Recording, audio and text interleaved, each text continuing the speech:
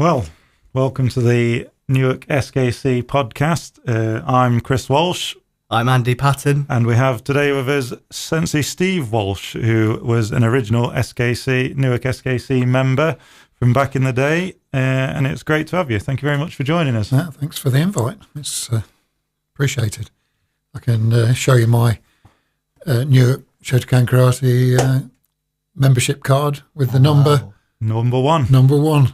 From back in the day. I wonder if there's actually anyone else out there that will still have I doubt one of those.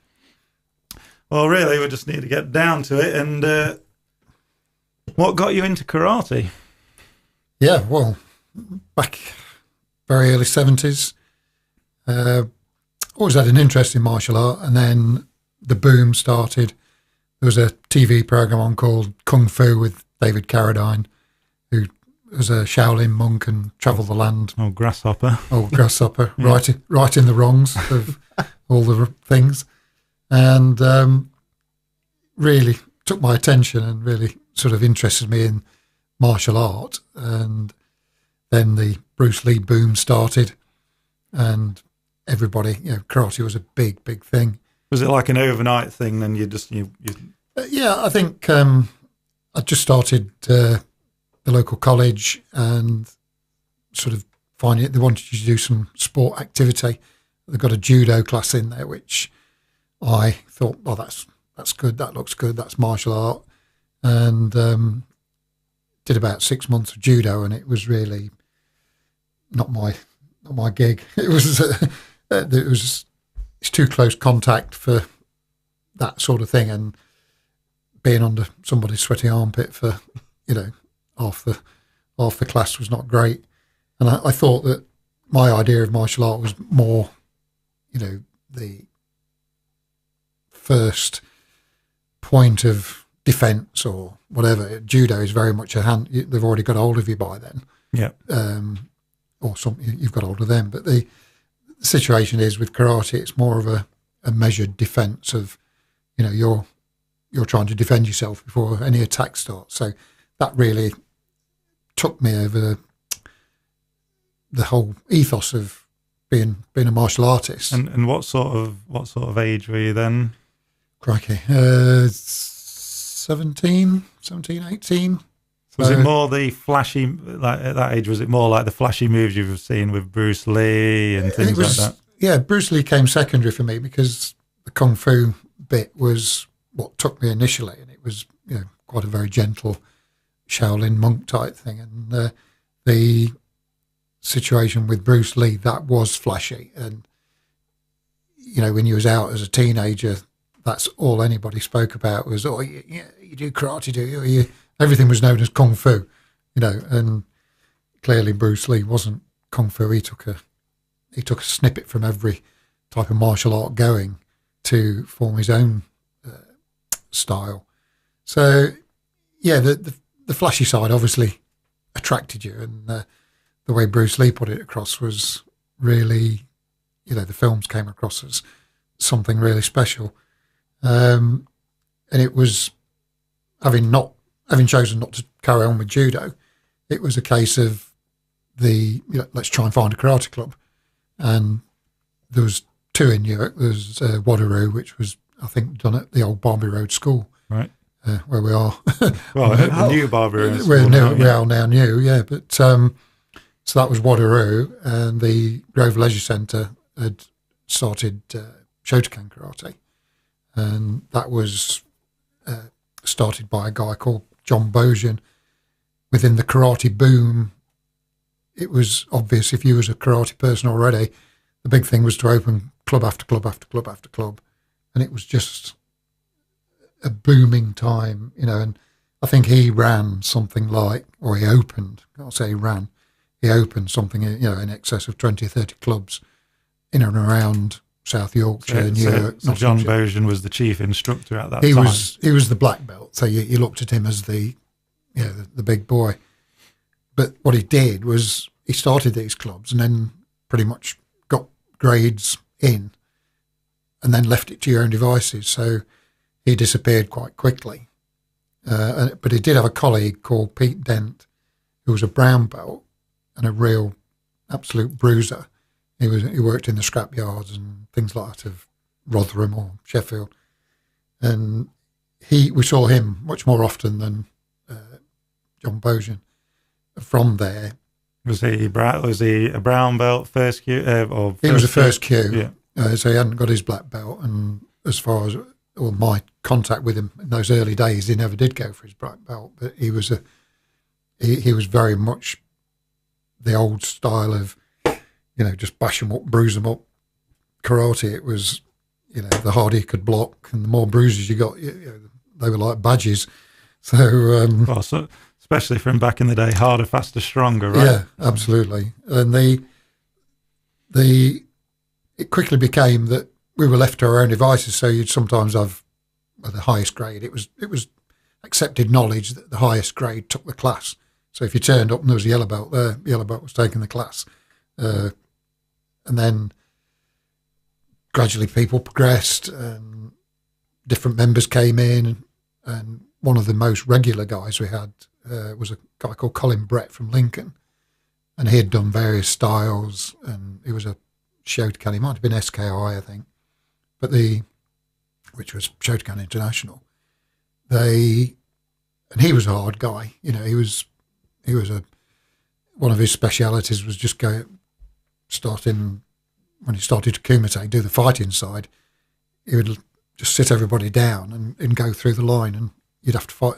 He'd fight every one of them, and it was. Oh, wow. And he didn't lose many fights. Let's put it that way. It was a real hard case. And then, so was it mainly adults training back then? Did they have kids in the class? Pretty much all adults, and then children started to come along later. I think that was certainly when I started. It was primarily teenagers and older. So when you first walked through the door, so how many members, did they have? Then I would say there must have been, my first experience of the class, there must have been 40 members easily. Mm-hmm. And that was a regular occurrence. You'd turn up and there was just 3 or 4 lines of students all being taught. Was that mainly men or women because of the karate boom? Was it mainly men? Yeah, no, there was, heavily on the man side. There were women, not so many at that early stage. So it was very male dominated. I mean, you see it better now, obviously being represented with women, but it's still, I would say, heavily male dominated karate. Absolutely. But it is getting a lot better. I have a story for probably later on about Andy's dad, sort of not taken for granted, but sort of when we went training elsewhere, he eased off, and this girl didn't. She, blacked his eye for him. So. Oh, wow, you never told me that story. Yeah, that's and just so for anybody listening to this or doesn't know either me or myself or Andy, is that I'm a second generation karateka, and so is Andy. So yeah, very male dominated in that era. Walking into a dojo at that stage, knew nothing what to do, the etiquette of everything, but you soon got to find out that the whole etiquette of karate was something that I really wanted to be part of and involved in. Was it very strict, the etiquette, from the moment you walked through the door? 100%. It was drilled into you right from the early stage that if you walked in the door, you knelt. Especially if you was late, you knelt at the door edge, and you had to wait then for the instructor to wave you in, or he would then give you 40 press-ups or as a starter. Yeah. And sometimes they'd even make you warm up on your own if you were late. So then join the class at their behest. They would say, okay, you can join the class now. Was it never late. I must admit, it's something that I've noticed even within the club now, that sometimes the etiquette does tend to take a little bit of a backseat. It could just be like time-wise with classes and things, but the etiquette for myself is definitely a big part of the karate. And the first grading, you thought the etiquette was strong at the club, But my first grading, which we had to travel to Barnsley to take part in, all Q grades, that was a big sort of must easily 150, 200 people at a grading.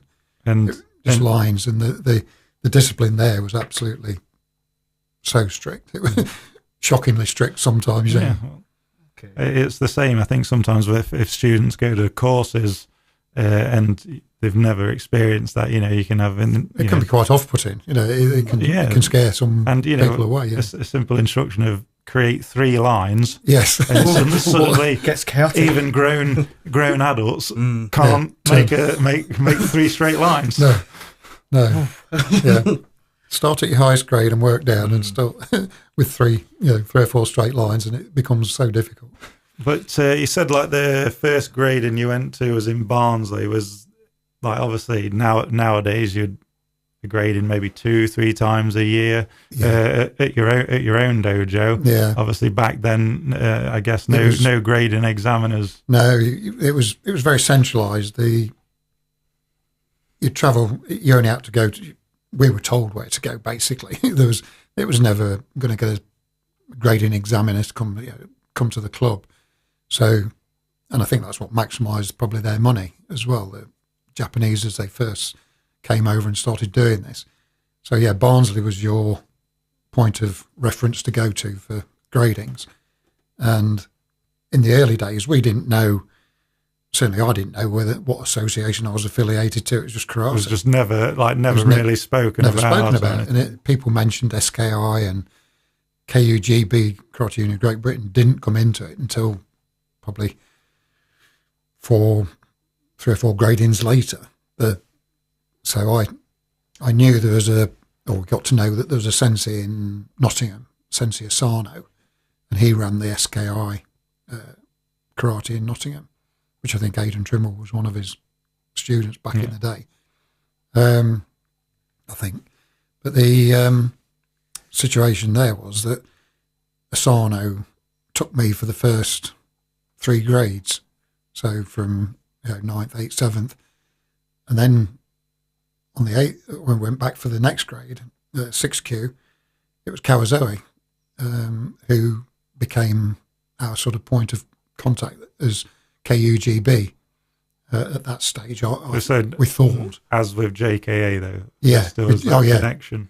Absolutely, JKA was running they were the sort of people filtering down, because Noida, Sensei Noida, chief instructor of the UK, he was the KUG appointed and JKA appointed person for the UK, for the whole of the UK. Yeah. And I think he initially then had Kawazoe as his understudy at that stage. I think that's pretty much how it went. And it was strange that we started then to get... So the instructor at the club at the time then, was that still John Bojan? When John Bojan left, he handed it over to Alan Bainbridge, who now resides in Australia. He just wanted to sign the club over to somebody because he'd lost interest or he'd got other clubs elsewhere. So he assigned it over to Alan, and Alan and I started at the same time, basically. We were within months of each other.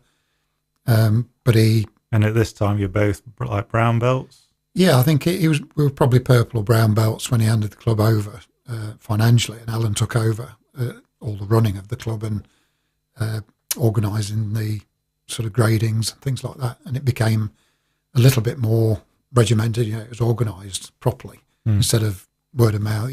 Hearsay. Oh, there's a grading in Barnsley. We knew when the gradings were actually going to take place, but it was still Barnsley right up to my first Q, and it was still confused who we were associated or affiliated to, because my first Q was with Sensei Kanazawa, who was SKI. Right. He was the chief instructor of SKI. So very interlinked then. Yeah, but and I think at some point there must have been some. I'm not so hot on the politics of how it all happened, but at that point I was told that my grade didn't stand because it was Kanazawa and he wasn't part of the KUGB. So maybe we were led down the wrong path, by certain areas, thinking that we were KUGB or SKI, and I think it became much more regimented after that. No, that's where we are, and from first Q, we then progressed through KUGB all the way. Yeah. Okay. So, what was it like grading under Kawazoe Sensei? Kawazoe, absolutely. He is probably one of the most flexible and very charismatic sensei. Put it across, spoke pretty good English, so he got the message across very well. Technically, a technician of sublime technique. He was supple. He was one of these guys that, a bit like Fran Brennan of the day now, could hold his foot up at at your neck level for 10 minutes while he's talking to you. So, very talented, very very good instructor, and I've got various stamps of Kawazoe in my license right through to second Q, and then Kanazawa took the first Q grading, but then that had to be oversigned by an Oida Sensei to make me progress further to black belt. So it was obviously Kawazoe Sensei was a regular grading examiner. Yeah, back he then. was. I think he was then there, the Barnsley's club who were organising all the gradings. He was there like official grading examiner through that number of years. Yeah, quite a muddled It was, yeah. history in those early days. It was, and we were young and very immature of knowing what associations meant. What was the difference between the associations, and why can't we train there and train there? And I think it then became clear that the Karate Union of Great Britain was at that stage then possibly the biggest organisation in the country. So you wanted to belong, and with the chief instructor being an Oida Sensei, you wanted to be part of the best. So what? With no disrespect to Kanazawa, Kawazoe, or Sano, that was it. Just seemed too fractured. All the rest of it, where KUGB had much more structure, stability. Yeah, stability, structure. Yeah, you'd know exactly where you stood then. Right. Okay. Just to go back to Kawazoe, what was it like training under him? Did he come in with a theme, or was it just basics, kata, kumite? Very, very basics, very kata orientated. Combination training was key. But it, like quite a lot of instructors, for doing pre-grading classes, he wanted you to work on kata. That was his passion, I think. And his basic stuff was always fantastic. I think technique, everything about the Japanese is technique. But I think the way he brought it across and brought it to the class, he didn't come across hard. He didn't shout. It was very measured, very, very soft in his speaking. But you knew, that's what he wanted, so that's what he tried to do. And Alan Bainbridge formed a fantastic relationship with him over the years. I believe they're still keeping contact. Yeah, I'm sure they do. Yeah. But but when you got your first Q and you'd had that, you said that Sensei Inoue rubber stamped that basically over because you'd obviously graded the first Q of Kanazawa. You wanted obviously to go for your Shodan. Yeah. Sensei Inoue rubber stamped your first Q. So how old were you, or what sort of year was it when you went for your Shodan? 77. I took my first Q, and after that it was 1980 when I took Shodan. Yeah. And whereabouts did you take Shodan? That wouldn't have been at like a grading at Newark back then. That would have been a national course. No, it was various black and brown belt courses set up by the KUGB all around the country. So you would attend if the KUGB said, "Oh, we've got one in Birmingham, we've got one in Leeds." They set them out throughout the year, and it was either there's only two people who's going to pass you for black belt at that stage, and it was Andy Sherry or Anoida. And so the Shodan grading back then, how hard would you? What was it it? Yeah, what was it like back then? Yeah, it was. I imagine nerves galore, doing Shodan. Yeah, well, yes, because when you turned up for the pre-grading and the training beforehand, you'd usually have probably most of the England squad there as well, because black and brown belt courses were few and far between. So to get the best training, you would get all the top students turning up. And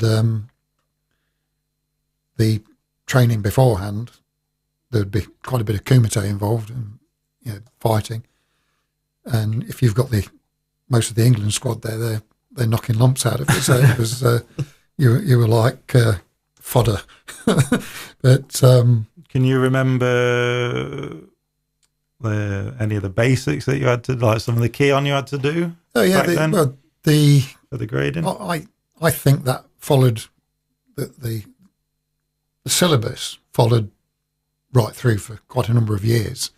Again, into your lines, maybe 3-4 people in a line doing basics, and you'd be doing your combination punches straight away, and then was it quite I mean, like nowadays with Newark being with the JK, that was one of the things I noticed coming from KUGB to then to being JK. It was very not long combinations, quite, I would say, now the grading's very, especially Shodan grading, showing good basic technique, maybe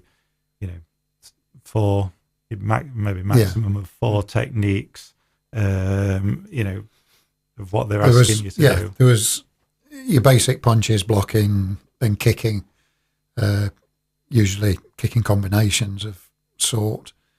But then there was a very long combination that they just read out to you, or they said, or they let you go through it first. So you'd step forward, do some punches and blocking, step backwards with another block, some kicks, and then step forward again and carry it, do the same vein, and then turn, do something else.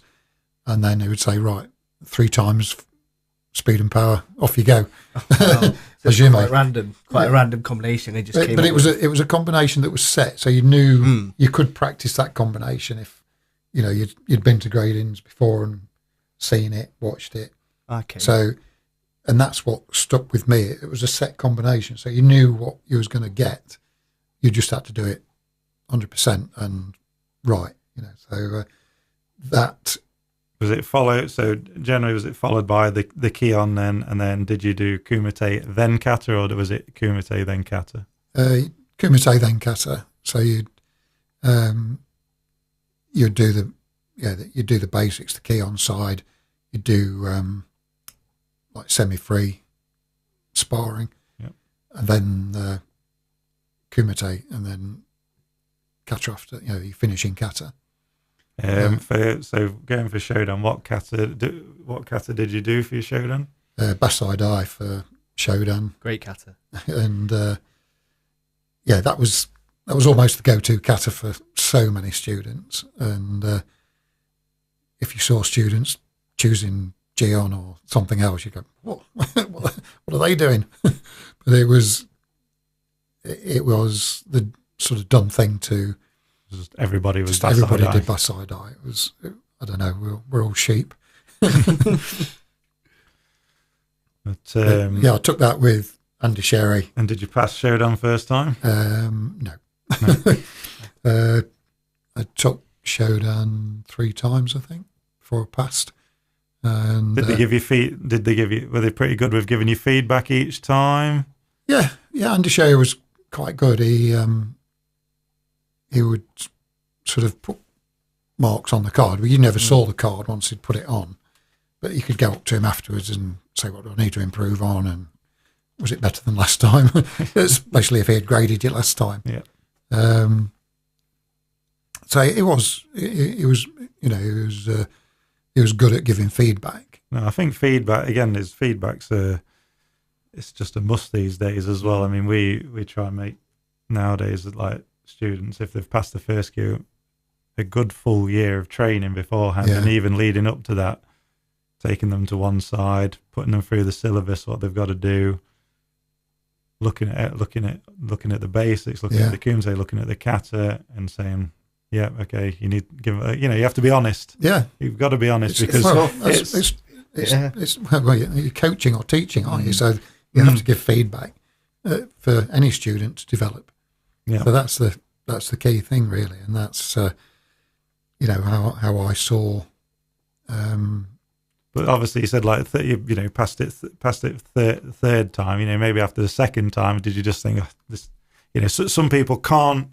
Especially, I don't know, more. You see it more nowadays. People can't take, I don't know, the rejection or it's or tough. They're like ready to throw in the towel. It is, and it's tough. And I think that's all I wanted to do when I first started out was, if I get to black belt, that's it. I'm golden after that. That's I know everything then.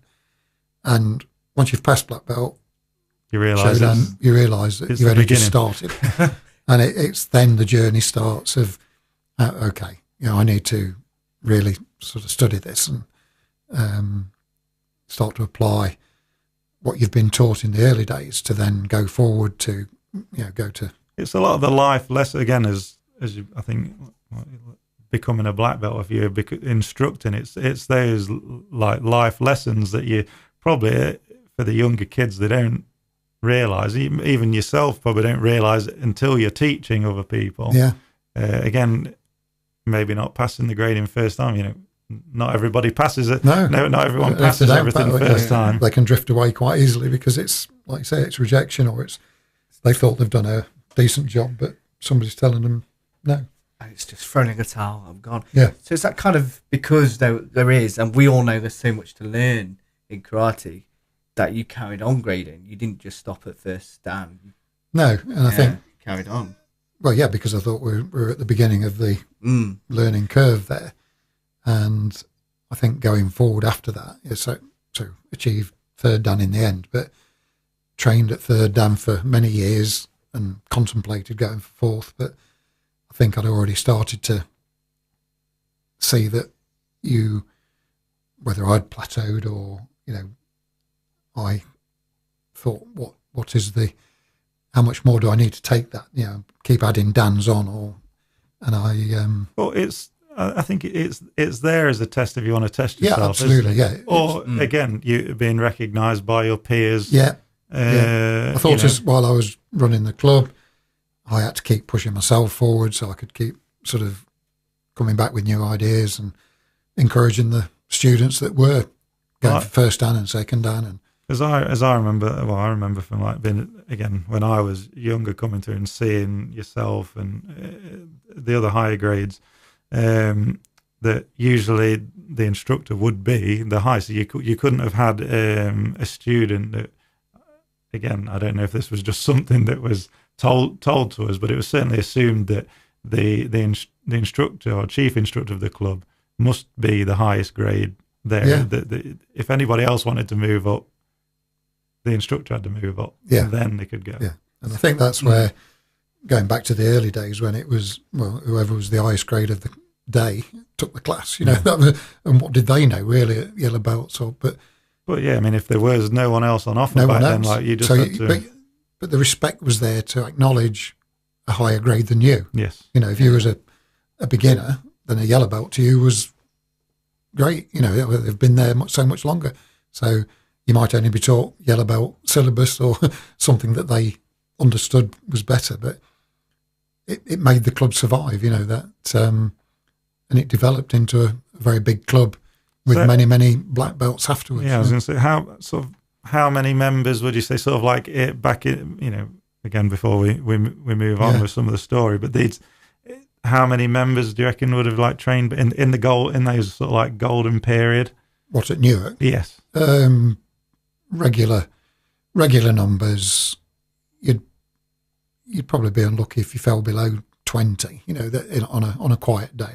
Yeah. But there was usually 3 or 4 lines of 10, so you could have easily 40 members in the dojo all the time. And then once we started, Alan saw that we needed to encourage juniors, so he set up one of his initiatives was all paper boys or paper girls would get first number of training sessions free, because he thought that they were doing a good job just getting out there delivering the papers every morning.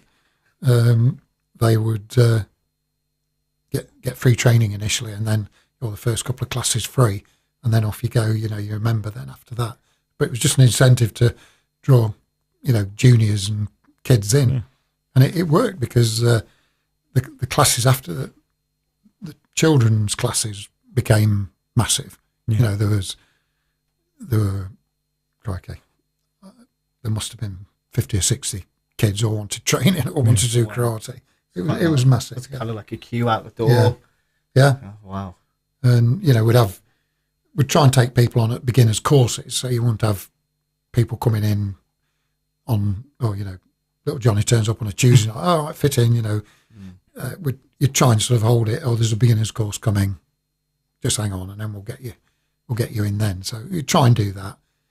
Sometimes if a slightly older child came who was a bit more. What sort of age group did Newark accept kids into the club sort of at that time? Would have a lot of young kids at that time, but I think sort of like 7 years old. We tried to set I'm sure Alan would have set a standard of around 7 to start with, but I know we had younger kids than that, early doors. And how long? So the training sessions back then, how long did they last? 2 hours. 2 hours, yeah. Yeah, it was regular 2-hour training sessions. Was that like 3-4 times a week or twice a week? Or? Yeah, it was initially it was Tuesday nights, Thursday nights. Then it moved into Sundays, and then 2 classes on a Sunday, probably kids class, adults class.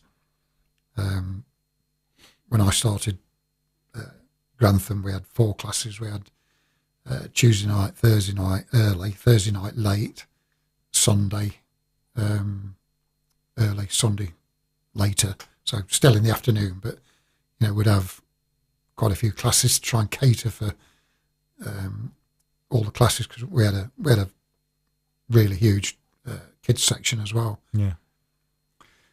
Just going back to when we were talking about when you passed Shodan, and obviously having Sensei Noida grading you along with Andy Sherry. Obviously, Sensei Noida sadly no longer with us. Passed away in 2004. Mm. Everybody you speak to who trained with him, just I remember as a child, as a child training on some of the courses with him, and the gradings, obviously, that the club had. Just the energy and the draw that what Sensei Noida had was just incredible. So charismatic.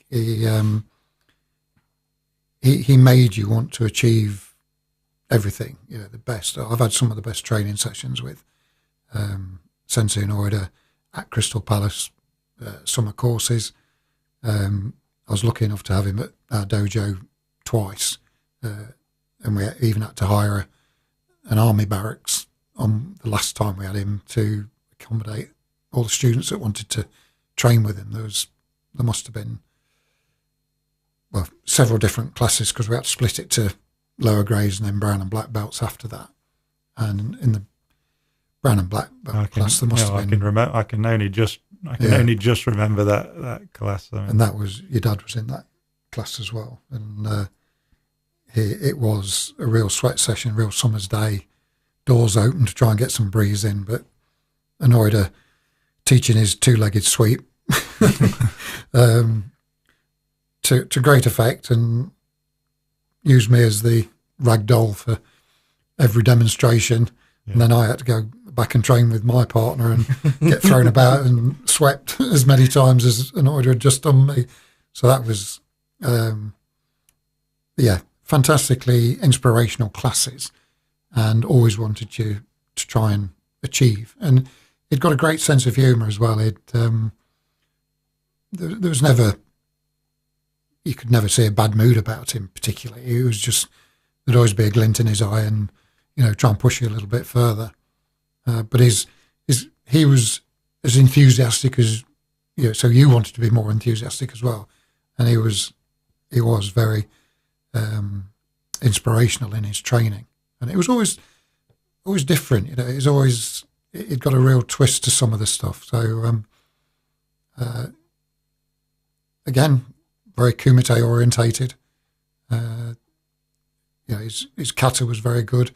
In summer classes, he'd usually pass that on to some of the other instructors, but he would give you his time and his comments. If you went up to him, he'd be happily to talk with you. If you said, "Oh, I've got this particular issue," you see it from a lot of instructors, and again, when you talk to a lot of instructors that were training, around those times, is just the draw or inspiration he managed to get out of everyone. And I suppose back then he was like the glue that was holding probably a lot of people.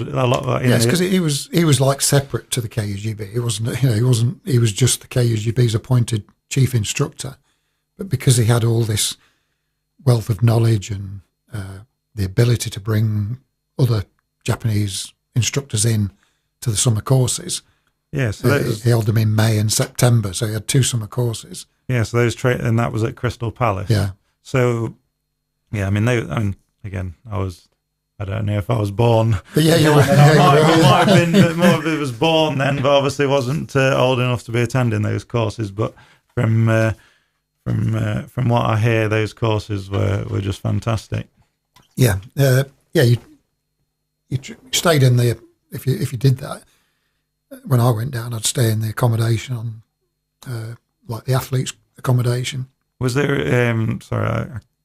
I can't remember if you said, but was it a 2-day, 3-day? It was Monday to Friday, with the grading on the Friday. So wow, 5 days. Wow. Yeah, and by Wednesday, your feet were the skin on your feet was. I imagine gone. The blister repair kit. Travel down on the Sunday. First training session would be with going for a run in the park with Bob Rhodes, Sensei Bob Rhodes. That would meet downstairs at 7:30. Was that a thing like the run with Sensei Bob? Was that a run that not for everybody? Not for everyone. Is that just because we knew him? He was by then he was our resident grading examiner. So there'd be maybe 10, 15 of us run down to the park and do some early morning stretching, bit of training, bit of kata, and then come back, have breakfast, and then 10 o'clock you'd be down in the dojo with all the Japanese instructors and train for 2 hours, lunch break, go back at 2 more hours, and then the rest of the evening's yours. Can you remember the first time you went to Crystal Palace? As a competitor or as a trainer? Well, at one of the courses that was being put on. Yeah, my first time to Crystal Palace was going down to the national championships to watch and try and get a fight because we didn't have a team. We didn't have a big enough club or squad of people for a team. But my liaisons with Nottingham Trent Karate was that a couple of lads says, "Oh, pop down with us. We might be able to fill in as reserves or other teams." You could do that back then. You can't do it now. You have to be affiliated to that club. But I remember running from mat to mat to try and, do you need do you need an extra man or do you need a reserve? But that was sort of the very first time I went down to Crystal Palace. Then the very first time I went to one of the training courses. Can you remember the instructor lineup of the 5-day training? 5-day training. Well, Tanaka was always a very common. He was always on the May course. Shirai.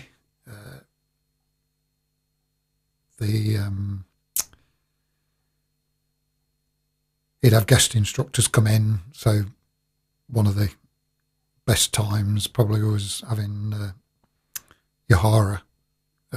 He was probably the big draw one year. Not the first year I went, but probably the third year I went.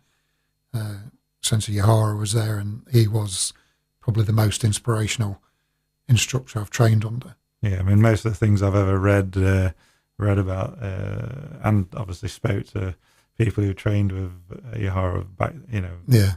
Again, back then, I've not spoken to many people that trained with him now, but obviously back then, everyone was saying just phenomenal. It was, and it is, crikey, just the speed of movement, the strength of movement, the techniques he had. It was, I've trained with many Japanese, many English instructors, and he's probably left me with the thought that he could kill you. That was just by his technique and his attitude, and there's just that sort of side to him that he was very good instructor, very charismatic. But there was, I know when you see his kumite on YouTube, or obviously it's the only thing we've got to go on now, but when you see some of his kumite, well, even now you can still move lightning fast, but it doesn't seem like he moved with such a ferociousness. Yeah, he had this sort of bad boy image of karate because they thought he was Yakuza or something like that, but whether that was myth or... I think it was he runs a company that he had where he was providing security or something like that for against trying to protect people from that type of thing. From what I'd read. But so at these training courses, was it when obviously Sensei Nakayama? Yeah, that was probably the middle year. I went that Nakayama it was like I'm sure it was like a celebration of so many years of. It was like an anniversary of something, and Nakayama came over and took one of the classes, and that was to be part of that was fantastic. That must have just been incredible. He was the chief instructor of the JKA and obviously direct head honcho. direct student of Finikoshi Gichin. Absolutely. Sensei Inoida below that. Yeah. Below him. So that must have just been incredible. I mean, was Crystal Palace packed? Oh yeah, they came from all over the world. There was South Africans, Egyptians. There was you name whatever nationality they were there. So it was, and like back in when you say line up, how many lines were we talking at Crystal Palace? Lines after lines after lines. Your 10 o'clock session was for all grades, and your 2 o'clock session was then split up into, okay, brown and black belts go up there, or even brown belts stay there, but all black belt and above go to that sensei, and that sensei will take you on a much more sort of in-depth session. And you'd have 6th and 7th dans. I remember it's Schmidt from South Africa, Malcolm Schmidt. Stan Schmidt. Stan Schmidt. He was 6th dan at the time, and he wasn't just the only one. There was others around, and people came from Norway, Finland, Denmark, just all over Europe, Turkey. There was a guy we saw there regularly from Turkey if we went there each year. And then Friday, it must have been like going to these courses year on year. Again, I think that's the one thing with karate is just that thing of belonging. And again, it is. And I think that's to see that number of people there and all have the same interests and same thing, and just to get not individual but dedicated training for different groups of belts and grades, and then all leading towards what you went there for originally was to attend the Friday course. So you'd turn up on 10 o'clock on a Friday, and it'd be even more mobbed. There'd be even more people turn up because it was grading day, and they could grade without even attending the previous 4 days. So Friday was pre-grading, Yeah. and then everybody'd be put through the ringer Friday morning, and then Friday afternoon was grading. So if you're it must have taken hours. Yeah, it did. It would still be going on at sort of 6 at night. You'd be lucky to get out there at 6, 7 o'clock. And like most competitions that you can go to, it's always like you'll be there trying to get out the door. Yeah, Starting early, late evening. If that was just like some training, then grading. I mean, yeah. Anyone wanting to grade for a Dan grade, I imagine, like second, third onwards, it must have been a proper late finish. It was from 10 o'clock training to then get into your spot to train for Shodan or Nidan. You'd have been cold several times over and have to keep warming up. And, So I know with your Dan certificates, I'm pretty sure they're all signed by Nakiyama. Is that right? I mean that must be. Yeah, especially it must be nice. Yeah, to have that, because I remember sort of the official side of it when the certificates come through. You're very pleased that everything's on there. Pucker, it's JKA. You've got an orders on there. You've got Nakayama as the oversigning of everything. So yeah, that's quite special to have that history of being around when it was so much more unified, if you like, and it's fractured. Karate is so much now more fractured into different styles, different associations, people wanting their tuppence out of it, and you can't fault them. People have been in the industry a long time. Why shouldn't they try and make money at it? Because there's only a set ceiling that the KGB or any other association, JK even, the JK even can only let so many people come up to a certain level, while ever the chief instructor's still alive. So it's difficult to see how it couldn't happen, by having a burgeoning I mean, boom of karate. Such a pool of, I suppose, pool of talent there, and they want to do something. Well, I'm going to do. It's like me going away running my own club. I didn't stay with Newark all the time. Well, that brings us. Just before we go there, because you mentioned different styles. So at the beginning, was it kind of a choice, Shotokan, Wadaru? And if so, what made you go for Shotokan over Wadaru? I think it's probably more luck than anything. It was. It seemed more appropriate to go to a leisure centre to find a club than go to a school hall. I don't know why that is, but it just seemed to have more. To be fair, for a lot of clubs these days, it's the school. Well, it's the school halls, it's the community halls that I think make it viable. I think the leisure centre was the first port of call for me, and then it was only afterwards I found that there was a Wadaru club and later on a Shotokan club. So that there was no conscious choice of I want to do Shotokan or Wadaru. It was just that was the club I went to. Yeah. Okay. So obviously, you passed your Shodan while still being like a new SKC member. Yeah, but I was training quite a lot. I was training one night a week at Nottingham to supplement because we had no black belts at Newark at that stage. We were all brown belts. And Alan was the first to get his black belt. Then I wanted to train externally with other black belts, so sought out first off Bingham Karate Club. Was that frowned upon sort of back then, or? Yeah, it was frowned upon because you had to be seen to be supporting your club, which I accept, but I couldn't get the training I needed by having limited access to other downgrades. And when we went to Bingham, it was like an eye opener. It was like a breath of fresh air because there was 6, 7, 8 black belts there, women as well. So it was, and you were put through, way more physical and sort of technical work than I'd ever been put through.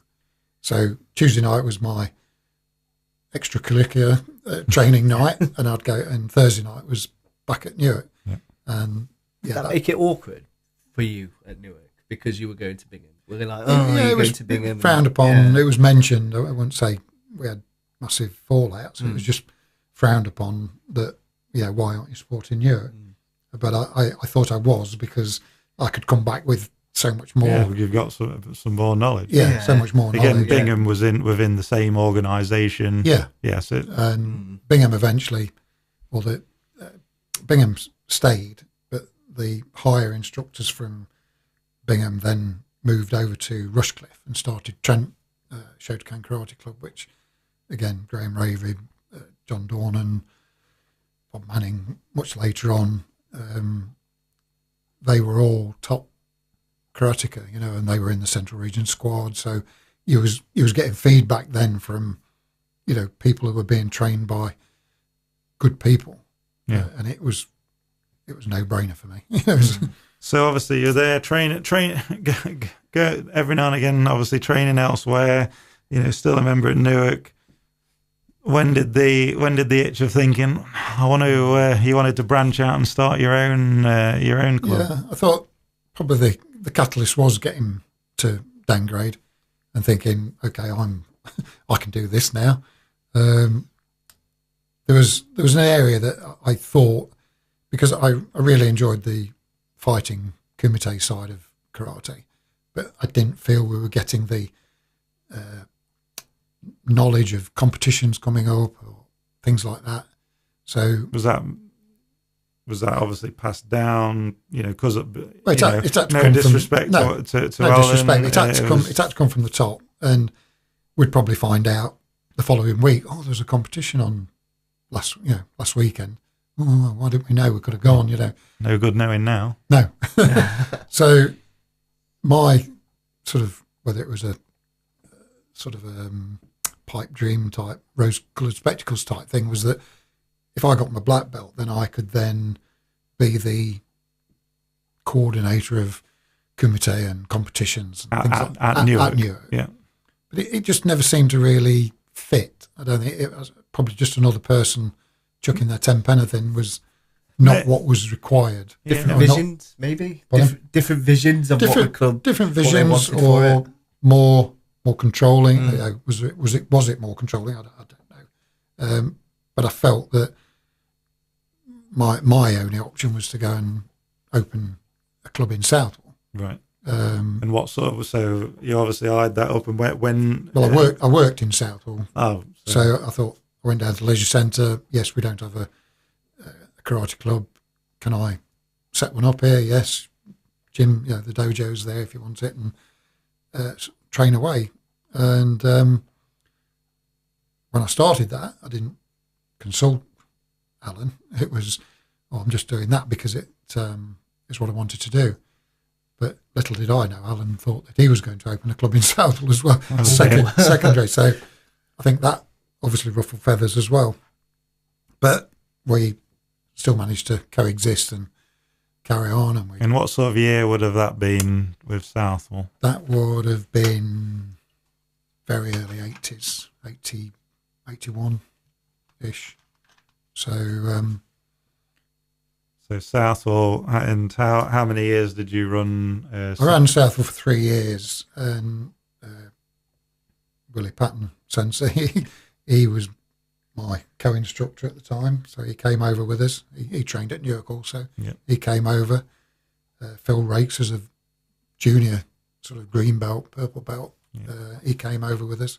Obviously all Newark SKC members. Yes, which at the time, again, I could be construed as taking students away from Newark. I didn't see it that way. I just thought, I'm going. If anybody wants to come, they can come. And we had a fantastic club at Southall for 3 years. And I got approached then by Grantham Leisure Centre to open a club there. So the leisure centre in Grantham, obviously anyone from the area would know now. Well, the old leisure centre was where Asda, where Asda is now. Believe it or so not. I got a message to have a meeting with the leisure manager, and he said, "Look, we're desperate for a martial art club in Grantham. There was one a few years ago, but it's disappeared. Would you fancy it?" So started doing the leaflet drop for beginners courses, set it up with KUGB, because there was a rule that you should really not start another club within a 10-mile radius of a current club.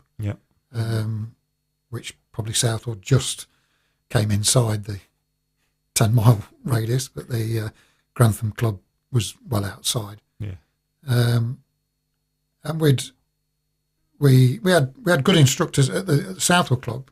Going back to Southwold, we had some fantastic instructors. We had Bob Poynton, Billy Higgins, Bob Rhodes. I know Andy's father, Sensei Willie Patton, he always speaks very highly of having Billy Higgins there. Again, a very inspirational karateka. He was an eye-opener for his, bit like Bob Rhodes, his idea of kumite and sort of the nitty-gritty of karate, getting into people was his speciality, and takedowns and things like that. That was, again, a massive eye-opener for us as students. And one of the big things was having Terry O'Neill, Sensei, come straight after his Hollywood sessions with Arnold Schwarzenegger in the Conan movies, Conan the Barbarian. And we had a big press thing for that when he came over. And again, he was... We've still got some pictures. We've got some pictures. Sensei Terry O'Neill sort of gracefully holding his... Putting my windpipe. Just dinting my windpipe while the photograph's being taken. As the cameraman said, "Oh, I missed that. Could you do it again?" I'm absolutely trembling, thinking, "No, it was good the last time." So obviously, starting Grantham, did you still keep quite close links with Newark?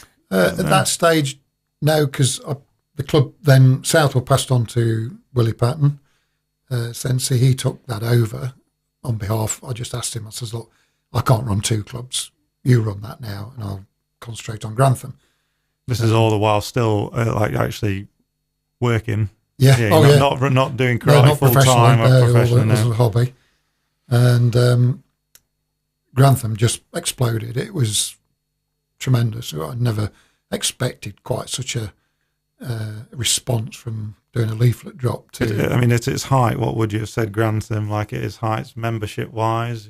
Membership-wise, we must have had probably 80 members easily, and later on, I think we had, when we introduced the kids into it as well, we must have had 40 or 50 children and maybe 40, 50 adults. And it was very adult driven early doors. And then kids started to come in. We did a kids class on a Sunday, kids class on an early Thursday. So it was very busy, it was a very busy club. And then we started to think, okay, we need to organise our gradings. Let's stick to one grading examiner, and that happened to be Bob Rhodes. He came, we tried to do a grading every 3 months, which was a bit tight, but we managed it. It's difficult. We do that ourselves now, and it's difficult to get people ready. It's not easy to tell the young kids no. You're not ready, but we'd have a beginner's course, and then 3 months after that beginner's course, you'd have a grading to try and sort of spur everybody on for the next step. And was there a reason why you sort of? Obviously, I remember you had Sensei Noida, Sensei Ota. Yeah. Why did you? I think you even had Frank Brennan at one time. And Ronnie Christopher. Yeah.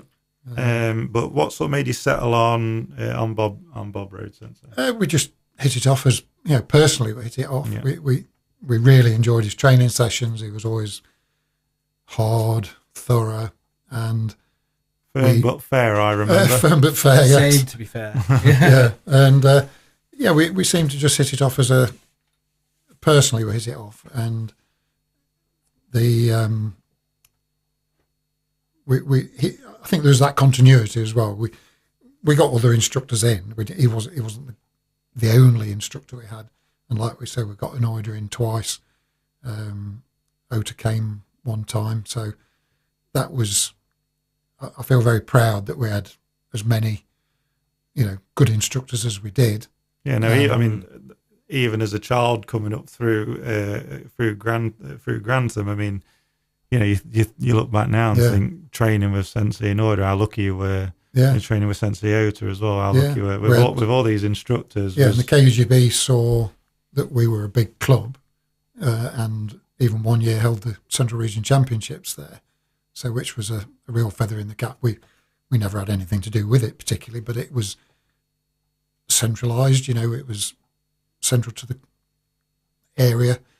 Good facilities. Good. At that stage, the gym was, all the dojos we could use. The big hall was fantastic facilities, and we'd got other halls we could use as well, because Central Regions then was a big concern. It was a big. I mean, I can remember there as a young lad. I mean, you just couldn't move. Yeah, it was massive.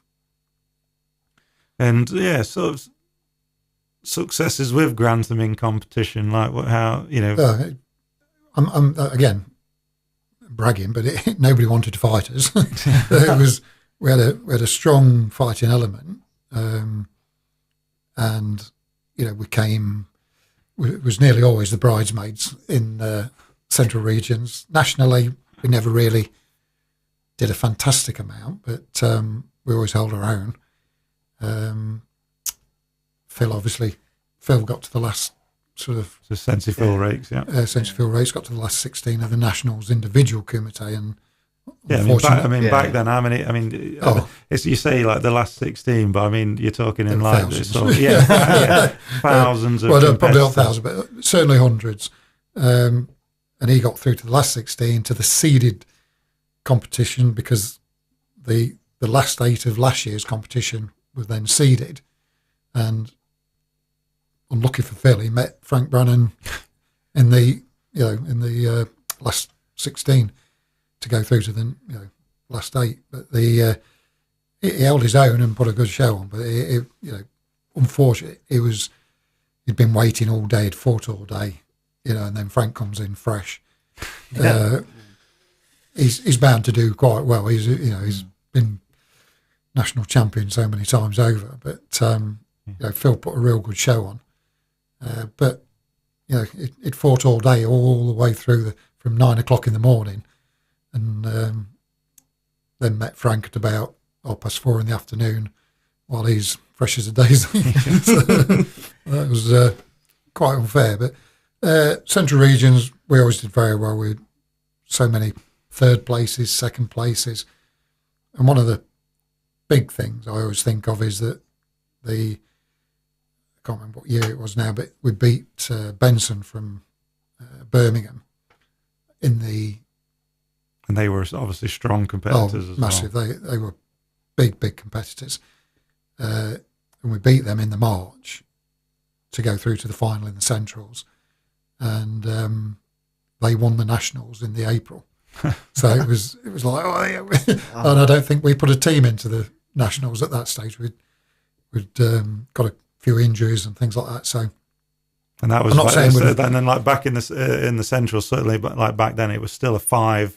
It was a 5-man team, not so much now. You'll get more like 3 when you get to the Worlds. Yeah, 5-man team, 2 reserves. So you needed 7 competitors to go in there fully armed, and that was I thought that was a big feather in Grantham's cap that we sort of beat the national champions just prior to, so they peaked probably at the right time.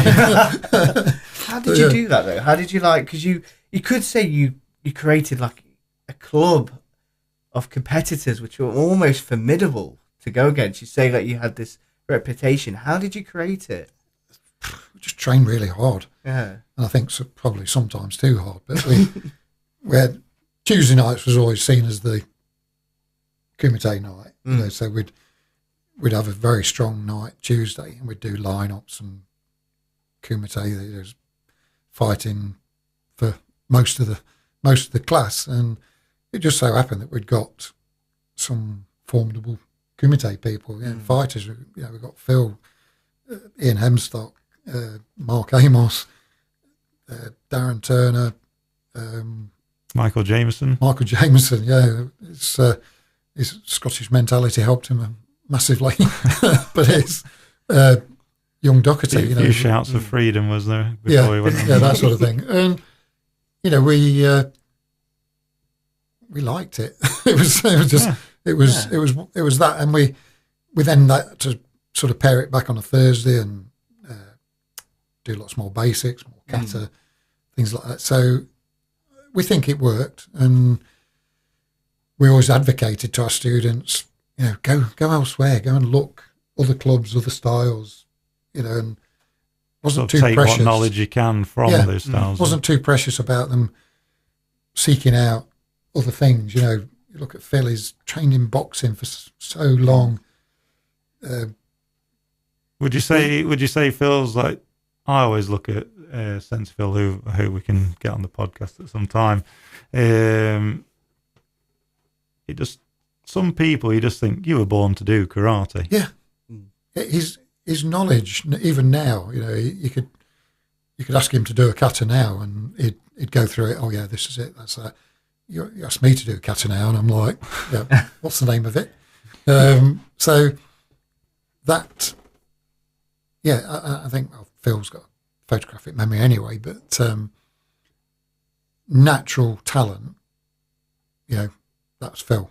Natural talent. Kumite and kata. Kumite and kata. He was at 16. I remember him going down to the nationals and doing kata down there, and he was blitzing everybody. You know, and it was only a technicality that he didn't put his name down. You know, he'd won, didn't put his name down. Oh, like ones afterwards, you've just gone to speak to the table. Yeah, you're supposed to check with the table that your name's gone down. And the next thing, 2 rounds later, we're seeing the guy that he knocked out still in. So we had to go to the table and say, he lost, you know, Phil won. And the top people had a quick chat and said, well, no, it's too late now. We can't go back. So and Phil would have, without a doubt, won that competition. I'm sure of it. I'm not just saying that, but he would have won that competition that day, you know, as a up and coming junior. Yeah. So you encourage your students to look at other styles. Is that something you did yourself as well? Yeah, we did. We did boxing training. Small circle jiu-jitsu was something that really sort of much later on, came into an area of pressure points, grappling, things like that. So that was like an add-on that we were still training hard at karate, but we took a bit of a swerve ball down there to think, well, that's quite good. Yeah, we could add that on. Like, let's try this, see where this goes. We weren't moving away from our association. We were just exploring. You know, if that can improve us as individuals, then fine. You know, we're not looking to move association. We're just wanting to make us as individuals and our club better and better equipped as an individual. You know, as a fighting person, as a competitor. As a competitor, yeah. Favoring skills. Yeah, and it's okay. You're not going to use jiu-jitsu in a karate competition, but overall, in your own personal feeling of why do you do karate? You do it to potentially defend yourself at the last resort, and the more little bits and pieces you know and have in your armory, all the better. You know. Obviously, touching on still like competing and everything. I know you trained with I believe it was the Nova Centurions. Was that in Nottingham? Yeah, that was Aidan Trimble was the world champion. Was that the mixed styles? Mixed style world champion, and Nottingham County Council, whatever. They were quite impressed by that. He went to them and they said to him, "Okay, on behalf of us, we will sponsor you to create a karate squad. I think that was Aiden's plan. And he created the Nova Centurions setup, and every mixed style, no matter what style, you could just turn up and train. That was at the Meadows,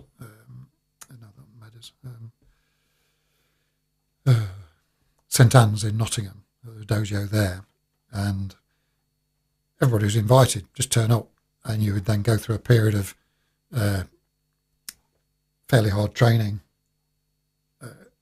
sessions.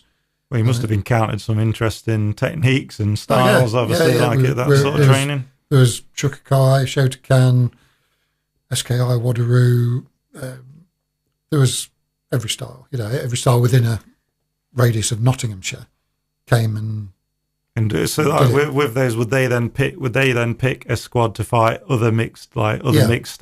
It was all directed to trying to pick the best squad you'd got, and luckily I got into that squad, and we set up a tournament against Scotland. So as a mixed English squad, I was on. That must have been a proud moment, though. Yeah, it was fantastic. I really enjoyed that whole competitive element because it was local. You could go to it. You could get to the training sessions probably once a month, and go through this whole selection process, and then get chosen for the national side to then compete against Scotland at the time. Dare I say, how did you get on? I had an honourable draw. I didn't lose and didn't win, so honourable draw, and I think overall the team won throughout. But very, very pleasing, and very hard training. It was everybody wanted to be in it, so it was a tough squad. You had to stand out. Yeah. Did you find did you feel like Kumite came natural to you, or did you feel like it was something that you really had to sort of work on? Because you see it a lot. I think I'm a shy person in real terms. Probably a shy extrovert. I don't know, but it's hidden in there. But I think I always, going back to before I started karate, I was a big, tall, lanky, ginger person, so I was going to get picked on. I was going to get bullied, So I wanted to try and mitigate that, and probably karate was my, shield of steel to think, well, I now won't be bullied again. But never experienced stuff that needed to. No, you've got some of it. I think it's you've a confidence, and it's again you're teaching the kids to be confident. So the one reason why we have even now the kids train in classes with adults, one because they can learn to speak to adults, like comfortably, be comfortable, and I think because it's everybody's different, but Kumite doesn't always come natural. Some you come across some students, some kids that just get it. Yeah, they'll just get it straight away. And then other ones, it's that process of again, especially leading up to going for the Shodan, of like trying to get it slowly trying to get it out of them and getting the confidence. You'll have kids come through won't speak to you. Yeah, I think I got the competitive element of Kumite where you thought, okay, it's me or him, and I knew I was tall, rangy, gangly, got a beard at that time, so probably looked a little bit intimidating. Some say like Chuck Norris. Sort of, yeah. Some people have said that. Don't know why. But, yeah, thanks for the question. I think that the competitive element came natural. Fighting techniques, styles didn't. You sort of had to develop that style from what you'd learned, what you'd been taught. So I say it didn't come fantastically natural, but the competitive element did, and I'm competitive in everything. So that and winning creates, the next step of quite like that. creates a taste. Losing, you like, you want more, don't you? But could you take? Can you take? You could take away and be like, so you know, some people find it hard to be like self-critical. So like, you know, win or lose. You know, some people might win and just go, well, I was obviously just better. Yeah. You know, but it's the wrong attitude to take. So they think, well, I always look at it as like, well, when I was competing, you could be like, win or lose. I was like, I wasn't happy with that at all. Like, you know, any of that. Like, yes, I think we're all you should be self-critical. Yeah. You know, you should go in to a fight feeling good, feeling. Well, not just the Kumite, even Kata. Kata as well. You get on the mat. You've got to analyse yourself. If somebody beats you, they've beat you. You know, that's the competition. It's been able to think why, why, and get the feedback. What do I need to do? If you've got a good coach on your side, they should be able to tell you that. Well, you want that great. The person who won was better, and they were better for this reason. And you made, you know, your stance was too high, or you know, your leg was bent, or you know, your shoe-toes were. Well, being able to take that criticism, but if you can't on board, you've got to be able to take that on board. You can't do that without getting better, can you? You've got to be able to.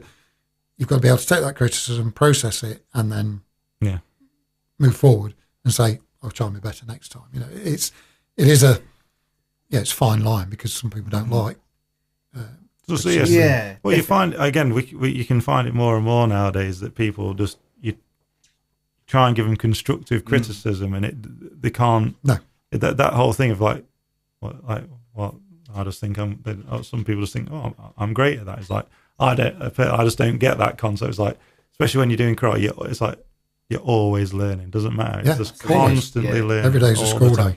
Yeah, I think the thing with criticism, you have to learn that it's not a personal attack. No, it's just it's to make you better. Yeah, absolutely. You've got to. I think that's the way of putting that across as well. You can bark it out, and it sounds like a criticism. You know, you can sit with your student or stand with your student and say, "You really need. You know, this is where your areas of strength are, and this is where your areas of weakness are. Try and improve on your areas of weakness. And by doing this, I think you'll be able to improve on that." And it's how they process that those comments. Then, was there a certain way that you yourself delivered feedback to your students? Try to encourage. You know, it's not carrot and stick all the time, but you try and encourage, and you point out their areas of where they can improve. And I like to think that in karate, it's so individual that you want to be better. So then you've got to sort of look inside yourself and say, okay, and that's why we had a dojo with a full mirrors down one side, so it was brilliant. So you could see yourself, and sometimes you didn't like what you saw. You know, that you could see that it was a bit sort of, well, I'm hunched over. I've got rounded shoulders. I need to be upright more. I need to be lower in my stance. And again, but it's been able to spot those things. Absolutely, yeah. Self-checking, isn't it? And communicate those differences. And I think that's what makes a good coach. You know, a good instructor, a good coach, the visual aspects. And I think the beauty of my karate journey is that I've had good co-instructors. You know, we had Willie at Southwall. We fed off each other. We did a lot of stuff. Then moving over to Grantham with Phil, it was. I think it's having a. Not easy being an instructor by any means, but it's having instructor there that can inspire, but then in turn you want to be inspired like yourself. Yeah, yeah. And there's no better feeling seeing students come on. Oh, absolutely.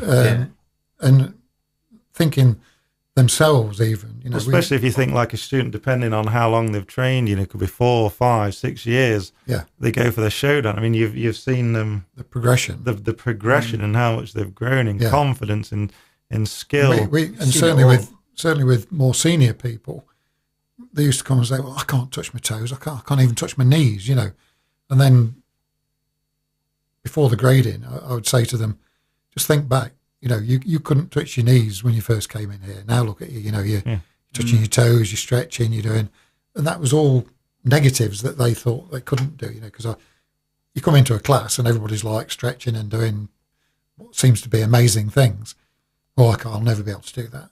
And then within months, with dedicated training. But it's also that thing of like, okay, this is what you've learned in class today, but you still need to, in your own time, work on your stretching. Just work on it. Work on your cardio, everything. Yeah, it's a forever work in progress. Karate is definitely.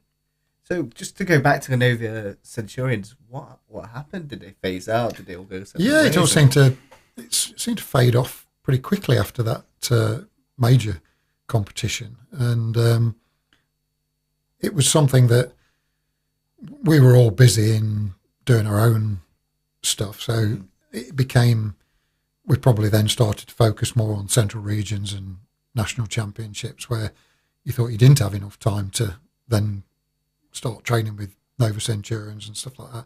I know that Ian Hemstock became part of the central region squad. Phil was part of the central region squad. So, there was a lot more impetus to go to your association and go to other associations, which you thought you were being judged better on. I know. Well, just wanted to cover also is that you were instrumental really in doing the Newark Open. Newark Open, yeah, I was really proud of that one. You ran for 3 years. We did it for 3 years. It was the first. Brian Dobb, third dan at, I think he's finished third dan or fourth dan at Shotokan karate, and also an old schoolmate. We used to train in the same gym, same dojo. Shotokan was one side, Shotokan the other. This is when it was Newark, all at Newark. And always had contact with Brian, still do now.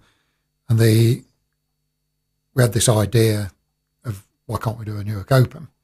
So Brian, myself, invited Alan to be part of it as well. And we set it up. And the first really didn't have a clue what we was doing. Was it just Shotokan and Shotokai, or no, all styles, mixed styles. From we decided to set a radius of 30, 40 miles and say, right, any karate club, because it was pointless trying to invite clubs further afield from that. So we said, right, let's just limit it to, say, a 30-mile radius and invite every karate club in. So we contacted as many karate clubs as we knew about, other clubs that knew other clubs, get it out there. And we got all the applications out. We needed a place to train, to hold it. And the first year it was Holy Trinity School, and it was a tiny, tiny gym. It was totally inappropriate for the numbers we received for competitors. I suppose were you expecting sort of big numbers? Well, we just thought it might be 20 people, something like that. Just different clubs, different people coming. It totally overwhelmed us, and you've got to get your officiators, your judges, your timekeepers, medics, St. John's, the lot. And we held it in this tiny gym. And it was like it was gladiatorial. It was like a cauldron, because we were so intense. Everybody was crammed around the outside. People are competing, and it became a bloodbath. Basically, it was people were just getting on top of each other, and the emotions were getting up. So where did you move it to? We then moved it to the Grove Leisure Centre, and so much better. We'd got 3 main areas set up for the eliminations. The fourth one, we could actually go into the small dojo. Oh yeah. To put people in there for kata and various other things, and it was just a great success. And we then built on that the following year, and I can't remember how many clubs came now, but we had good sponsorship. We had great trophies. The trophies worth winning, we thought. Because it was. I think you still use the company that we use now. Oh yes, JC. Is it JC? JC Trophies. Yeah. Big shout out for them. We used those, and we thought they were quality trophies. And people wanted to win those trophies, and the Newark Open was a great success. And after that third year, I think all of us thought we just struggled to get the timekeeper, not the timekeepers as such, but the judges who worked all day, going through all the things, and you couldn't thank them enough. They're all karate people, Gary Pettit from Lincoln, and Bob Rhodes came and officiated one year, and so many instructors just gave their time. Alan was officiating all day, it was a huge success. We had all the clubs from Nottingham, Grantham, Newark, Lincoln, Spalding, you name it. They were coming from out the sticks from everywhere, and it was good. Yeah, and I think basically created a monster. Basically. We did create a monster, and we discussed running it for a fourth year, and I think we were all getting busier in our private lives, and so I couldn't afford any more time into what we was doing. Was training hard, still doing everything else, and we didn't want to. We thought we'd finish on a high. Basically, we didn't think we'd be able to replicate that third year with the level of professionalism that we did it at. I think we can pat ourselves on the back and say that we achieved that sort of level. People were floating away again as that time, so you couldn't rely on the judges to come the following year. Certain people, and again, so it was. That's what's going to make the competition. We had to call it. Was there a particular highlight of the Newark Open you can remember, which stands out to you? Crikey. I don't know, seeing some of the younger, we tried to make it across the board, you could be there as a white belt, and seeing some of the young grades, winning trophies and stuff like that, and being part of it, just actually being brave enough to get on the mat, and that's what it's all about. That's what we tell the students. That's all the time. You just take that, try and overcome the nerves, be involved. That was some people win something, some people don't, but the ability to get up there, the courage to get up and take part, that's what probably is a big highlight for me, is that you started that not for the elite. You do it for the whole club. You do it for every member. And yes, you've got the black belts winning trophies and stuff like that, but to do it for every student, so you do it starting at white belt, and that, I think that's what made it very busy. You was catering for every grade. Yeah. So it made it very busy and very difficult to keep control of. But being a chief instructor of a club, working, trying to organise a Newark Open. I mean, not an easy. And trying to progress yourself. Oh yes, So yes, not easy, and I think after that third year, we thought, can we do this again and keep it at that level, or even go to the next level? Probably not. But again, just looking at being a chief instructor of a club, you've started karate, you've worked your way up. You started Savile, started Grantham, competed. What would you say are the positives of being a chief instructor of a club? I think positives are seeing progression in your students, that you're doing something right, or the club is doing something right. And I've always had very good support from everybody, the other grades that have come through. So it's not all about me. You had a good team. We had a very, very lucky to have a great team of instructors that wanted to learn, wanted to teach. We could swap around. So we were our ability to mix it up was fantastic. Well, having that support network, again, as like myself and Andy will know, like with instructing, it's having.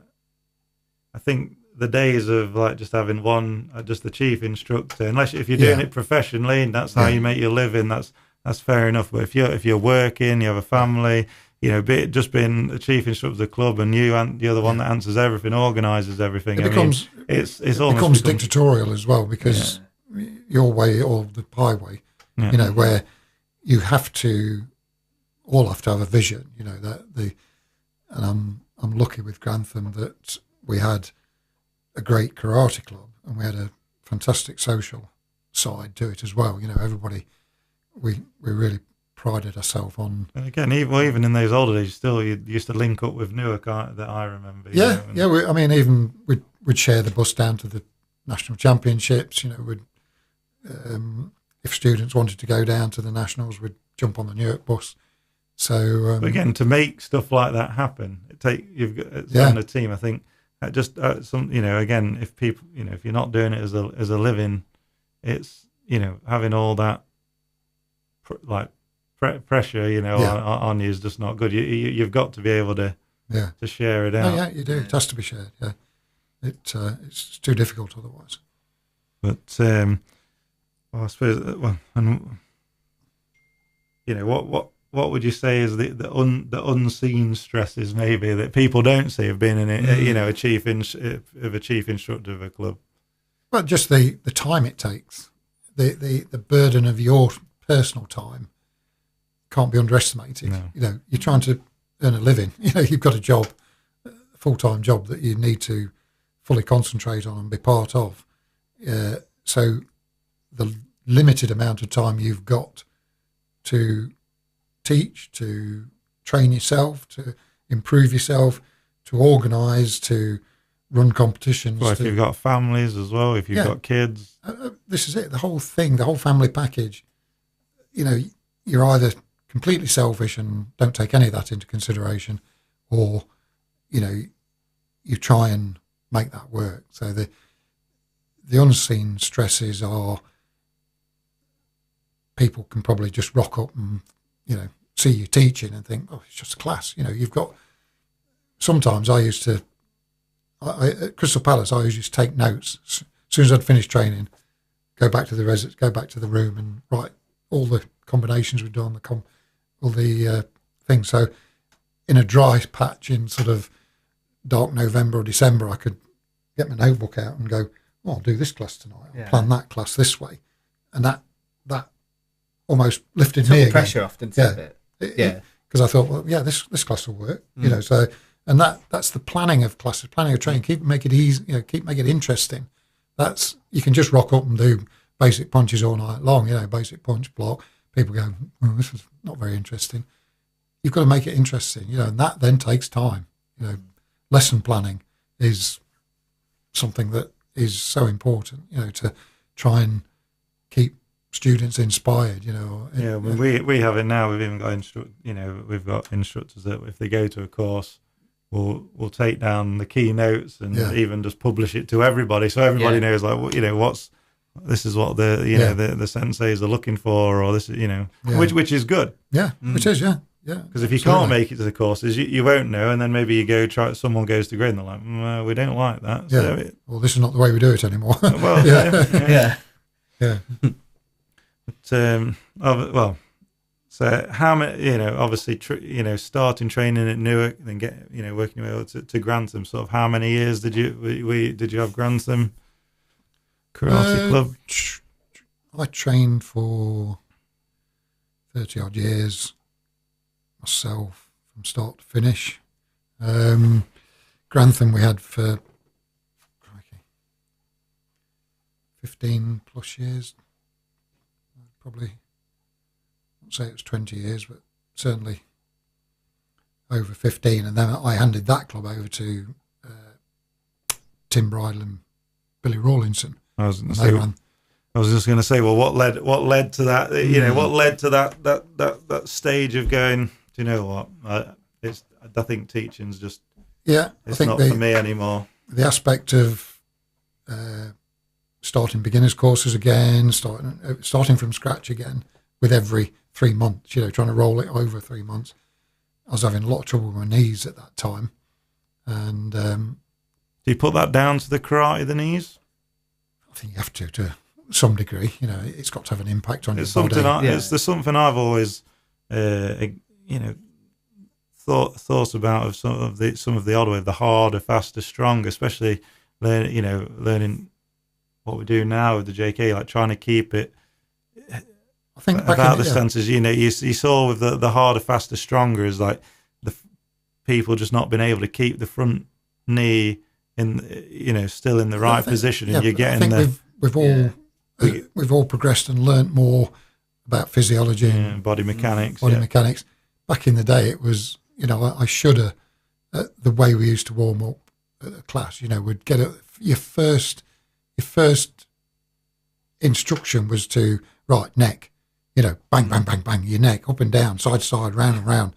That was your first warm up without anything, and it was like, as the years went on, what are we doing this for? That's dangerous, Some of obviously the older guard in karate. I mean now I could probably, and you know them as well, but the amount of people that've either had to have knee replacements, hip replacements, like you say, the learning from the body mechanics, and this, there's a time for harder, faster, stronger in the techniques and what you're doing, but I think some of it from, again, this is just my take on it, but especially when you're moving, if the knee is moving, if the window wiper knee is obviously not going to be any good, because down the line, it's not meant to be really going that way.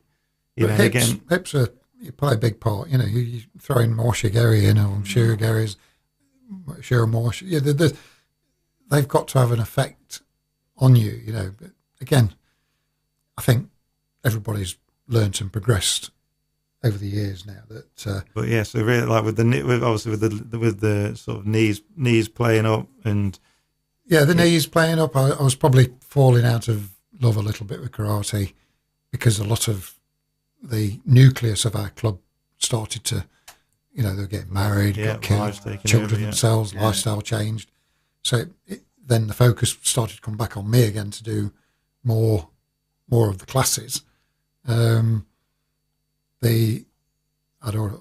started to dabble in golf as well, so that I wanted to do more of that, and sort of doing that and I've still got a family, still trying to do everything, work, everything else, karate.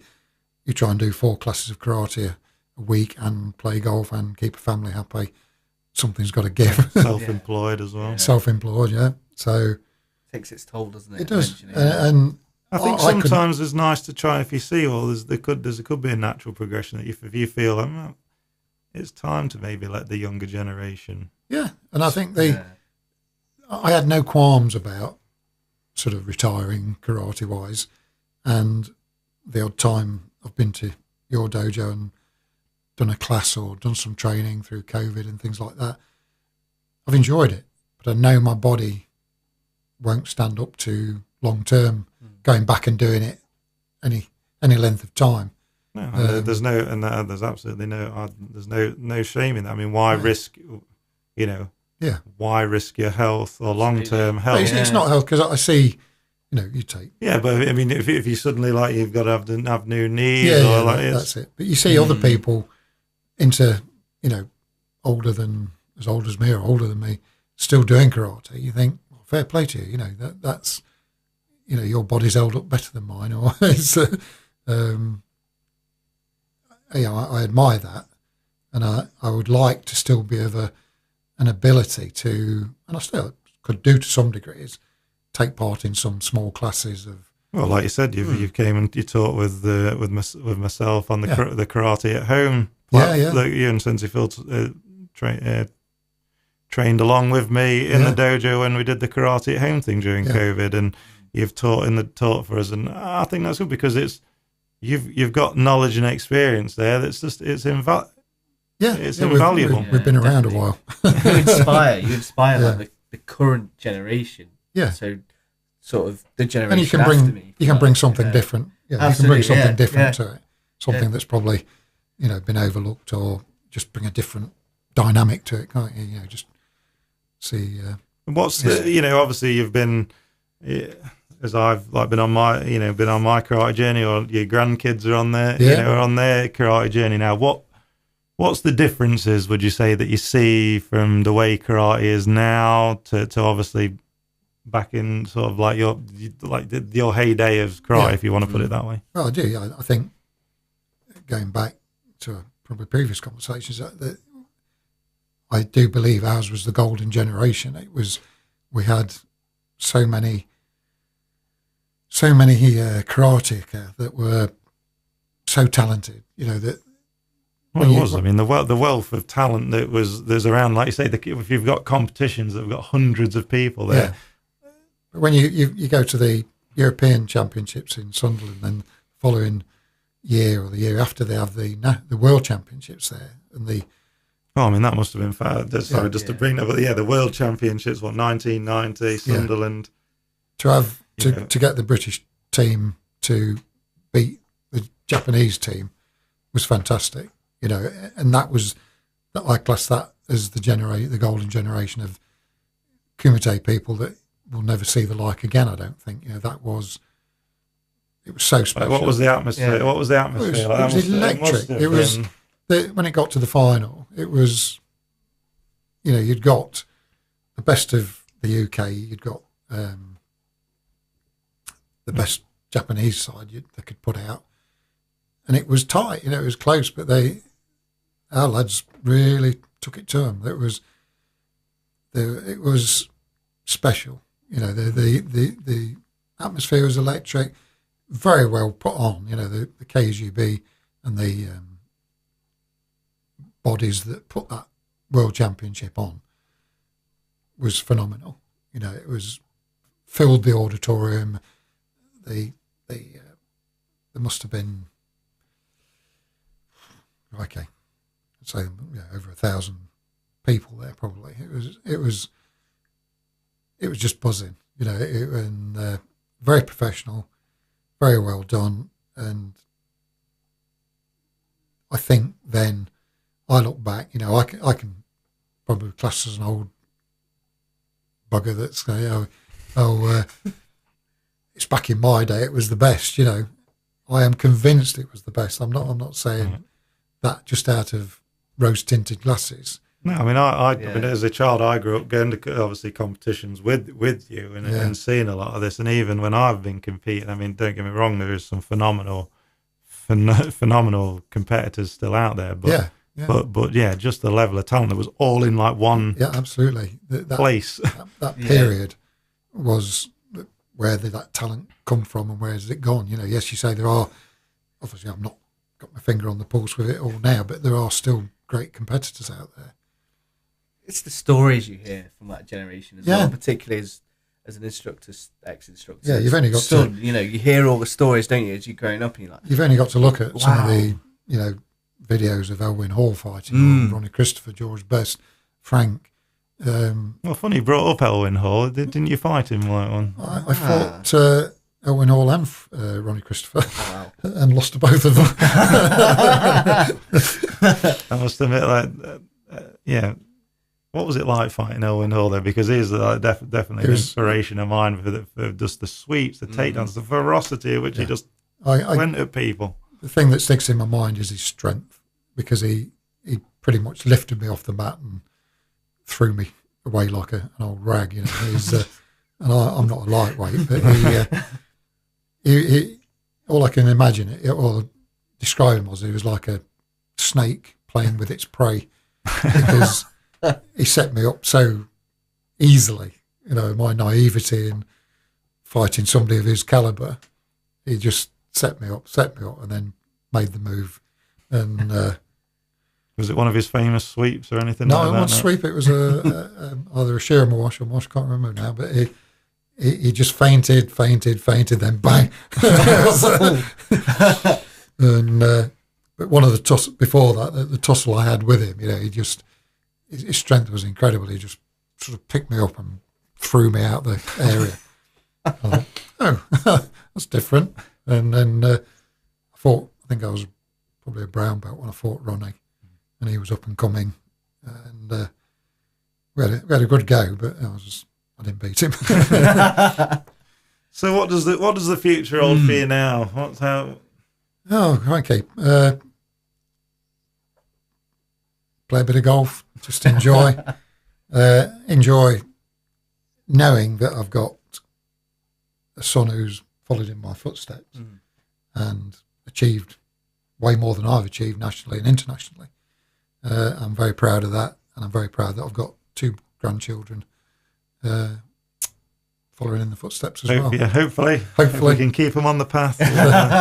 Third generation. Yeah, third generation. Yeah, and I think it's like yourself. You know, you went into it at a very young age, whether I sort of press ganged you into it or not. Well, about 6 years old. 6 years of age, and then to go away from it and come back like you did, you know, get up to brown belt. I was about 12 years old, something like that. Yeah. And then to go away and have time out, and then come back into karate, and then so I went with you to when you took your Shodan. So I remember that my dad told me a really good story. I was impressed with that. Yeah, and so it was a good day.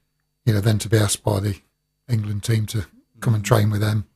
Yeah, that again, that's all good. That's all what I wanted that for myself, and I'm super proud that you've experienced some of that, because it's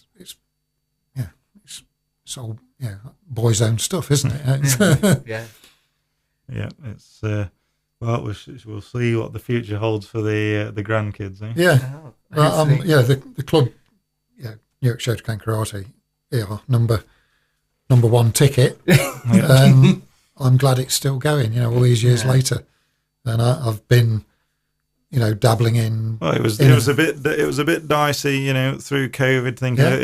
I think a lot of clubs, some would have folded. Absolutely. Sure closed the doors. Yeah. I think that was we only came out of it stronger, which was incredible. I think that was a critical time for Shotokan, New York Shotokan Karate Club, because it needed something to keep the students together and create more students. So, feather off to you for doing the. Training at home. I think Zoom no one training. ever wants to go back to Zoom training. I'm pretty sure. No, but yes, going from when Sensei Wayne, who's the chief instructor of New Keskisi, we've gone from pre-COVID. The club was 15 regular members. It was not doing so good, and then we're sitting at maybe like 80 members now, and it's fantastic. Fantastic. That's almost going back to the old days, isn't it? Because you've got that number of students who are. It's good. We've got a good mix of children, adults. The kids can see the adults progressing. And the adults can help the kids progress. It's I think fantastic. It's a family feel. As Grantham, we probably had tops 40 black belts go through there. From novice to black belt. Newark must have in the hundreds now. It's a big thing. So feathers in everybody's cap for that. Hopefully the future holds you coming back and doing a session. I've never done a session under you. All right. Let's set it up. I'll put all my knee straps on. Well, I think Andy's got some quick fire questions for you to finish on. Dropping my pencil, getting a bit excited. Right. Trying out. You got to try and be quick off the. Okay. Are we timing this? Come on. Let's get it done. Here we go. Okay. Favourite technique to use in Kumite? Fainted Mawashigari. Go for the Mayangari, then Mawashigari. Okay. Favourite kata to perform? Nijishio. Okay. Best competitor you've ever faced? Best competitor? Yeah. Okay, all right. You can say favourite if you want. Best. Well, the one that impressed me the most, Owen Hall, was very good. But then every one of Grantham's competitors in a lineup on a Tuesday night. Best male competitor, but I feel you might have already mentioned that with Elwyn, or is there somebody else? Best male competitor that I've seen. Yes. Yeah. I would have to. Elwyn Hall by a street for excitement. Just for the range of techniques and excitement. Frank was very close. Ronnie also close, but Elwyn, you just never knew what was going to happen. He never stopped fighting. If he was on the floor, he'd still be throwing a kick. I heard that. My dad was saying that. Yeah, he'd still be throwing a kick or a punch at you. Best female competitor? Best female competitor. I always, although she never really achieved, she was always a third placer, but Wai-Yin Hatton from Ipswich, she was always so graceful, so good to watch, you know, and whether she never, you know, she probably only achieved third place. She was in the England ladies team and things like that, but I always like watching her compete. Okay. There are many other better ones, but I think, but I liked Wai-Yin. Okay. Which Grand Firm SKC members would you pick for a 5-man kumite? Controversial. Big question. This might upset people. 5-man team. So I'd have obviously Phil Rakes, Ian Hemstock, Mark Amos, if he was on his day. Mike Jameson, if he did what he told you, if he stuck to the rules and did what I told him to do instead of going off his own back. And okay, one more. Chuck yourself in there. Yeah, you can have yourself. I'd be in there because I'd be up for it. Your greatest karate achievement? That you're most proud of? Yeah, most proud of. Chris following in my footsteps. Oh. The instructor that has had a lasting effect on you? Lasting effect? I think we probably picked up on him. It was Yeah. I say lasting effect. Yahara certainly had that charismatic sort of feel about him that you just wanted to only train with him once. But I'd have to probably say Sensei Noida is the man I trained under quite a few times. I just enjoyed his training sessions immensely. So while Yahara was probably right up there, I'd have to probably err to Sensei Noida to say he was the top man. Okay. The student that you taught that had the most potential. Oh, dear. Putting him on the spot. Oh, we are, aren't we? I see that, you know, Phil has probably been unlucky in places. He came, you know, he came from a position of being taught by Alan in the early days, and then being through me, and I never actually thought that I taught Phil. He almost just picked it up and, you know, went along with the whole thing and was just got better and better himself, you know, self-taught, but with guidance. So I don't think I could ever claim that I taught Phil karate, because he was... Do tell us, then, who is it? Who is it? If it's not, I thought you would say Phil, to be fair. Phil. I think, you know, it's a bit unfair to say that I taught Phil, because he is a product of his own ability in that sense. You know, yes, we've probably guided each other in a way, but potential-wise, I think it's difficult. It's... well, we can leave that one clear. We can leave that one. We'll leave that for another day. This is only part one, by the way. There's another interview. Mark Amos will want me to say him. But your favourite karate moment, and you'll be pleased to know that's the final question. Okay. Famous karate moment. Okay. Famous karate moment. Off the top of head, whatever it is, go. Yeah. Well, just a funny moment. I was first time I took Southall Karate Club to national championships, and I'd said, you know, this is so much discipline. This is what I'm going to do, and I'm leading out there. I'm the chief instructor, and I then go and get disqualified because I've gone and split somebody's head open. So that was embarrassing and quite comical for the students, because I'd banged on all the time about going to the national championship. It's got to be disciplined, got to be this, that and the other. And they were following me like little lambs of, oh, you know, you're the sensei. And then I go and get disqualified for being a little overzealous. Was there an aftermath after that? We're like, oh, Sensei's done that. I'm gonna go and do that. Or, no, it was it was one of those things that I said, don't do what I do, do it with more control. So, but yes, just seeing students develop is one of the best things you can do. Absolutely, definitely. Well, thank you very much for coming in to speak to us, and a lot of fun. Probably overrun the clock by a long time,